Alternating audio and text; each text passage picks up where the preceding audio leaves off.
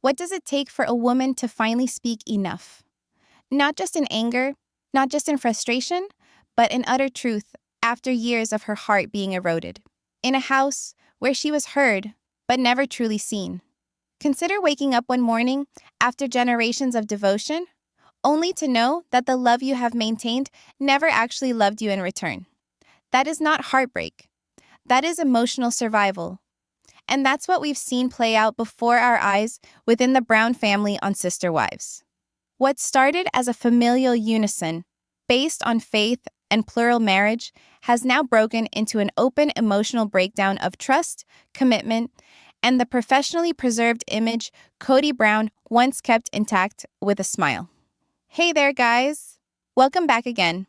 I'm Emma, and this is Chapter Secrets from TLC. If you haven't, be sure to subscribe and give your comments because by the time you're finished watching this video, believe me, you're going to have a lot to say. On today's video, we are jumping straight into the drama that has been bubbling for decades. The masks are off, the silence is finally breaking, and the women who once hid their pain behind tight smiles are now standing firmly in their truth. Christine left. Janelle embraced her independence. Meri has opened her eyes. And Kody? He's no longer at the center of their world. This isn't just drama, it's a reckoning. And we're witnessing it unfold, episode by episode. So let's discuss what actually happened. Not the watered-down version, but the hard truth that the cameras recorded. Ready? Let's get started. When Christine finally got up and informed Kody that she was leaving, it wasn't one wife departing a plural marriage. It triggered a domino effect. That one action rattled the very fabric of the Brown family. Christine had been attempting it for years, gritting her teeth through the pain, taking care of the kids, playing her part, but she knew, deep in her heart, that she had been placed last too many times, and she was not going to remain quiet about it anymore. Seeing Christine in those moments wasn't easy. You could see the exhaustion in her eyes. She wasn't furious in that explosive, over-the-top manner we are accustomed to viewing on reality television. It was something more subdued, something denser. There was a stillness to her tone that only manifests when someone's already cried as many tears as they ever had. And when she said Kody, that she was finished, it wasn't because she was just walking away. She was telling him her truth for the first time. When Christine finally declared she didn't want to be married to him anymore, it wasn't a threat. It wasn't for attention. It was about freedom. Her declaring it out loud was her taking back herself, maybe for the first time in decades. And the effect? It was instantaneous. You could feel the change. Janelle did not scream or cry, but you could tell that she deeply respected Christine's decision. Janelle's always been the one with quiet strength. She doesn't chase drama, but she also doesn't tolerate nonsense. The way she stood by Christine, even knowing it would put her at odds with Kody, said everything about what real sisterhood looks like. Not the kind Kody preached at the dinner table. And then there's Meri. This was the painful part, because let's face it, Meri had been emotionally out of this marriage for years. She had clung to the family, to Kody's approval, long after he emotionally checked out. And when Christine said she was leaving, you could see the pain on Meri's face. Not because she was mad at Christine, but because it made her confront her own reality. Christine had done what Meri hadn't yet found the courage to do.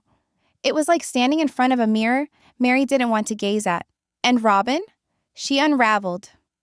You could see the frustration, the tears, the denial, but her response wasn't actually about Christine going away.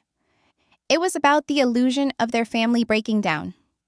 Robin had always believed that the family could succeed if only they all worked harder, but Christine refused to live in that fiction anymore, and Robin had no idea what to do. She termed it betrayal, claimed Christine hadn't made an effort. But for us who have been watching the show for years, we know the reality. Christine had made an effort for years. She pleaded for connection, affection, respect, and when she realized these weren't forthcoming, she opted for herself. That was the moment when Christine walked away. That wasn't one woman walking away. It was a refusal of a system that functioned only as long as the women were quiet. She refused to continue choosing suffering to maintain the peace. And by doing so, she gave the other women permission to begin saying, "What about me?" When Janelle made the decision to live in the RV on Coyote Pass, it wasn't merely about saving money or minimalism. That RV wasn't merely a residence, it was a... After years of being one of Kody's most loyal and practical wives, Janelle was quietly stepping away. It wasn't about making a big announcement, it was about space, separation, and reclaiming her life on her own terms. And honestly, it was one of the most empowering moments we've seen from her. Janelle has always been the steady one. Calm, not overly emotional, and certainly not flashy. She kept the family stable, brought home the bacon, raised the children, and avoided drama. But as the years went on, it also became apparent that being the consistent one meant also being the sacrificial one who gave the most without expecting something in return. That RV, that was the first time that Janelle ever uttered those words, "I need something for me." And Kody, he didn't understand. Or perhaps he simply didn't want to. Their talks at the time were charged with tension. He appeared perplexed, irritated, even outraged that Janelle would opt for such a lifestyle. But what he failed to notice, or chose not to notice, was that she was opting for herself. Kody continued to demand obedience, unity, and loyalty to his vision of the family, while Janelle just wanted to breathe, to think, and to be free from the pressure and chaos that had accumulated over the years. Their fights weren't explosive, but they were revealing. Kody grumbled over the inconvenience of the RV, the weather, the lack of comfort, how it wasn't a proper dwelling place. But he never once asked Janelle why she needed it. He didn't attempt to get inside her head. He didn't ask what she emotionally required. And that right there showed just how far apart they really were. Janelle wasn't just living in a trailer, she was setting boundaries, both physical and emotional, and Kody wasn't welcome. Then came the deeper heartache, the estrangement with the kids, particularly Gabe and Garrison. These boys weren't just damaged by their dad. They felt abandoned, disrespected. You could hear the hurt in their voices when they discussed Kody's absence, particularly during COVID. They weren't searching for perfection, just that their dad would be there, that he would care. And when he wasn't, it wasn't just strained the father-son relationship. It drove Janelle even further away. Because this is the thing, Janelle's love for her children isn't negotiable. When she realized how much her boys were suffering, how lost and rejected they were feeling, it's set in stone for her. All of the emotions that Janelle had been harboring inside her were vindicated when Kody stopped attending to her. And now he wasn't attending to the children either. Emotional abandonment like that, you don't get over that quickly. Janelle didn't depart in a blaze of glory. No fireworks, no theatrics. She didn't yell or storm out. But actions always speak louder than words. She created space between herself and dysfunction, beginning to live life in her own right, even if it was fighting the mud, the heat, and RV hookups. Because for the first time in a very long time, she was fighting for what she needed. Meri's story is likely the most difficult to see, not because it's boisterous or melodramatic, but because it's so achingly quiet. These years, she lingered long after there was anything left to cling to. Even after Kody had emotionally abandoned her, even after the affection had dissipated, even when he told her that the love wasn't there anymore, Meri remained. She had hoped, she had waited. She had striven to hope that devotion itself could mend a thing that was broken for as long as this. She felt lonely all the time. You could see her posture, her body, her position in each group gathering. She was over there on the periphery, always reaching in, but never accepted. There existed this unseen boundary between her and the rest of the family, and particularly between her and Kody. What made it even more difficult was how much she attempted to deny it. She was continuously saying she was still committed, claiming she was still a part of the family. But at the core of her being, she knew. The catfishing scandal created the first authentic crack in the facade. It wasn't about being duped online. It was about Meri looking for connection, for validation, for something that she hadn't experienced in years. That moment unveiled what many had long suspected. She had been starved emotionally in her marriage. Kody didn't struggle for her. He didn't inquire about how she was doing. He didn't hurt. He disgusted. From that moment, things would never be the same. Yet, Meri remained. Because when you've invested decades of your life into a family, walking away isn't easy, especially when your identity has been so deeply tied to being wife number one. There was a place in her that really, really believed that things could be healed. She believed Kody would come around. She believed that loyalty would be paid back, but that payment never materialized. When Christine walked away, all of it changed. All at once, the devotion that Meri had clung to for so long didn't feel heroic. It felt lonely. She stood and watched Christine leave, head high, taking back her voice, her smile, her life. And Meri? She looked at herself, still waiting for table scraps. The difference was impossible to avoid. That was the final kick. The knowledge that she had been the only one still clinging. Kody didn't grieve the loss of Meri. He had mentally tuned her out years ago. He even confessed that he no longer thought of himself as married to her. That amount of indifference broke something within her. Not in a sensational fashion, but in a low, soul-destroying fashion. Meri was forced finally to confront the reality. She was already alone. And perhaps, quite possibly, it was time to stop playing make-believe that she wasn't. If you were paying attention, you knew it was coming.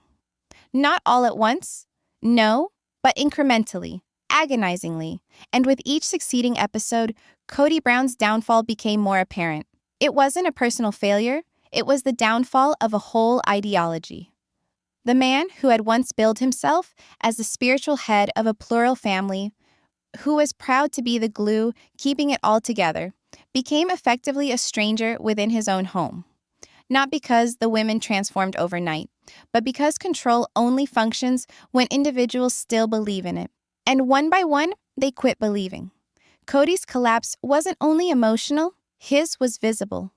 You saw it in the way he walked, talked, the cadence of his words changing from affection to blame. And nothing conveyed that like his strained relationship with his sons, particularly Gabe and Garrison. These weren't bad kids acting out. They were adult men requesting consistency, equity, and understanding. And what did Kody respond with? Distance, ultimatums, and icy silence. The pandemic was the perfect storm. When the family required togetherness, Kody imposed isolation. When the children requested empathy, he provided rules. And when they resisted, when they challenged his reasoning, his leadership, he didn't react with empathy. He withdrew with resentment. The heartbreaking part was watching Gabe cry on camera, talking about how his father forgot his birthday. That wasn't just a missed date, that was a missed connection, a broken trust. And for viewers, it felt like we were witnessing the breakdown of the family was occurring in real time. And to make matters worse was Kody's reaction, not with introspection, but with fury. He blamed the wives for not standing behind him. He blamed the children for being insolent. He went inward and dug in deeper, as if the more he lost control, the tighter he had to hold on. But the more he clung, the quicker everything slid from his grasp. The fact is, being patriarch was only effective as long as the women were ready to obey. When Christine issued a no more, it fractured the base. When Janelle created space, that fracture became a fault line. And when Meri dropped the facade, the whole system fell. Kody was no longer the head of the family. He was merely one man among others who had outgrown him. It's difficult to see someone struggle to control a story that doesn't benefit anyone anymore but them. But that's what did happen. Kody believed he was heading a family, but at the end, they were breaking free from him. And worst of all, he still can't seem to grasp why. Now, at least with the dust no longer swirling so maniacally, the Brown family remains in shards. Not in the sensational, fiery manner some reality programs tie up loose ends, but in a less flashy, sadder, more real way. Uneven, tense, and isolated. They're not the family who sits on one porch anymore. They're separate individuals following different paths, lugging years of history behind them that still remain in their words and faces. Christine, who was once shackled by rules and regulations, has rediscovered her light. She's radiant in Utah, And her smile isn't only for the camera, it's real, it's well-deserved. And yes, she's in love again. Not with someone new, but with the life she's created for herself. You can observe it in her body language, the manner in which she speaks of freedom, bringing up her children her way, and no longer requiring permission to be happy. It's not revenge, it's recovery. Janelle's path hasn't been boisterous, but it's deep. She decided on the RV, she decided on simplicity, and beyond that, she decided on herself. No show, no big speech, just choices. And with each one of them, she's made room where she gets to be at the center of her own story. That inner strength, that solid independence, it's obvious she's not glancing back. Meri's path, though, is probably the hardest to watch. It's filled with sorrow that lasted far too long, Meri remained, hoped, and waited for love that never came back. And yet, she remains standing.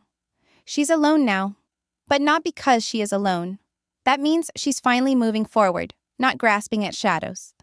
That requires strength too, the kind that comes not from battle, but from finally releasing. So where does that leave us? What does healing look like after this much public pain?